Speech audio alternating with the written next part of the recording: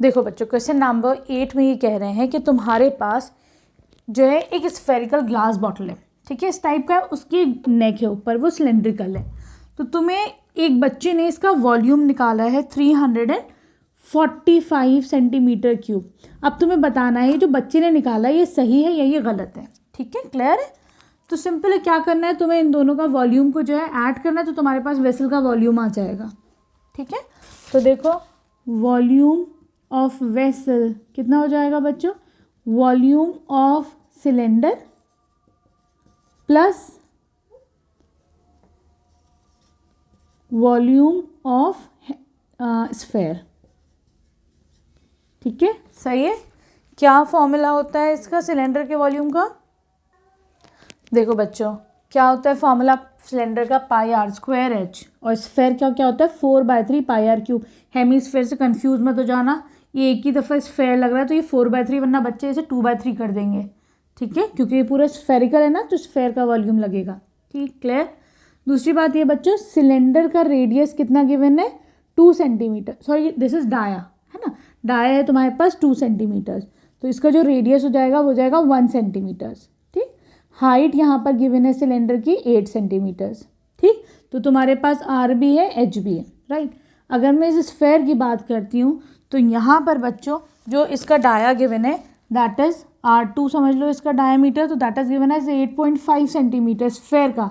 तो इसका रेडियस कितना हो जाएगा बच्चों, इसका रेडियस हो जाएगा 8.25 डिवाइडेड बाई 2, मतलब 4 या फिर हम इसे ऐसा भी कर सकते हैं बच्चों, डू वन थिंग, मैं इसे क्या लिख सकती हूँ, ये है, हाँ डिवाइडेड बाय 2 करा हमने, तो ये हटाओ 0 लगा दो नीचे, ठीक है।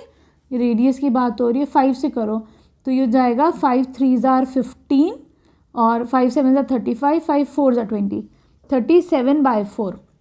हम इसको ये भी लिख सकते हैं, ठीक है,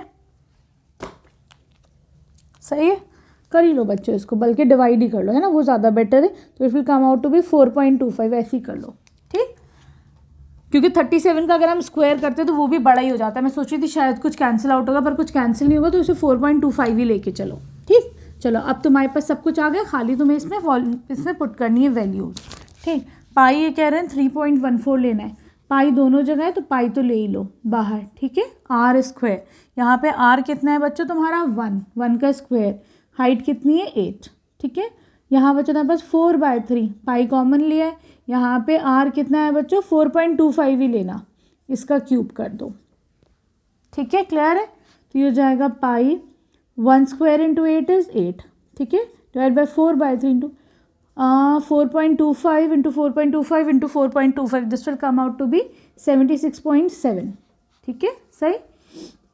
पाई कर दो, 8 को भी ऐसे ही छोड़ो, 4 इंटू 7 4 ज़ार 28.76, सॉरी 4 6 ज़ार 24 26, ठीक है, 7 4 ज़ार 28 30, ठीक है, 306.8 डिवाइडेड बाय 3, ठीक है, सही। पाई ये हो जाएगा 8 प्लस 3 से डिवाइड करो, 3 1 ज़ार 3 0, 2.3 2 ज़ार 6, ठीक है।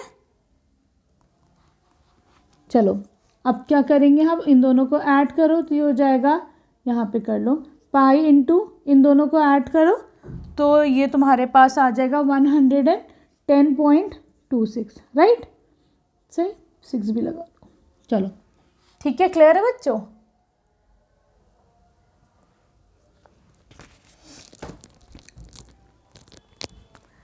चलो अगर हम पाई की वैल्यू क्या लेनी है हमें 3.14 इंटू 110.26, ठीक है, क्लियर है। तो ज़रा मल्टीप्लाई करके देखो ये कितना आ रहा है, this is coming out to be 346.23, ठीक है। और जो आंसर उस बच्चे ने निकाला है वो कितना था 345 सेंटीमीटर क्यूब, ठीक है, और तुम्हारा कितना आया है 346.23। तो तुम बताओ तुम्हारा बच्चे का सही है कि गलत है, ऐसा भी हो सकता है तुम लोग का गलत हो बच्चे का सही हो, लेकिन नहीं हमारा बिल्कुल सही है, तो आंसर यही है, ठीक है। दैट मीन्स उस बच्चे का आंसर जो है गलत है, रॉन्ग है, ठीक है। चलो अब हम चैप्टर कंप्लीट करते हैं। Thank you for watching Braino solutions.